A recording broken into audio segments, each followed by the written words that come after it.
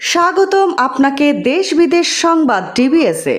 প্রধান উপদেষ্টা হিসেবে শপথ নেওয়ার পর প্রথমবারের মতো আজ একটি বৈঠকে অংশ নিতে সচিবালয়ে আসেন ডক্টর মোহাম্মদ ইউনূস। বুধবার বেলা 11টার দিকে তিনি সচিবালয়ে প্রবেশ করেন। প্রধান উপদেষ্টাকে সচিবালয়ে অভ্যর্থনা জানান আইন উপদেষ্টা ডক্টর আসিফ নজরুল ও শিল্প উপদেষ্টা আদিলুর রহমান খান। জানা গেছে, সচিবালয়ে উপদেষ্টা পরিষদের বৈঠকে সভাপতিত্ব করবেন ডক্টর ইউনূস।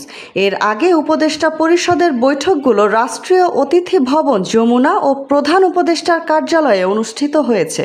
প্রধান উপদেষ্টার কার্যালয় এবং সচিবালয় সূত্র জানিয়েছে, সচিবালয়ের 6 নম্বর ভবনের 13 তলায় অবস্থিত মন্ত্রিপরিষদ বিভাগের মন্ত্রিসভা কক্ষে আজকের উপদেষ্টা পরিষদের বৈঠক অনুষ্ঠিত হয়েছে। মন্ত্রিপরিষদ বিভাগ সংশ্লিষ্টরা জানিয়েছেন, কক্ষটিকে মন্ত্রিসভার জন্য প্রস্তুত করা হলেও দীর্ঘদিন ধরে মন্ত্রিসভার বৈঠক অনুষ্ঠিত হয় না।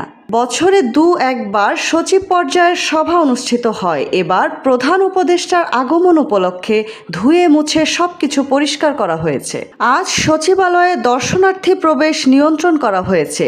কর্মকর্তারা দর্শনার্থীদের জন্য যে পাস দিতে পারেন সেটা বন্ধ রাখা হয়েছে। তবে প্রধান উপদেষ্টা সচিবালয় ছেড়ে যাওয়ার পর কর্মকর্তাদের পাস দেওয়া আবারও শুরু হতে পারে।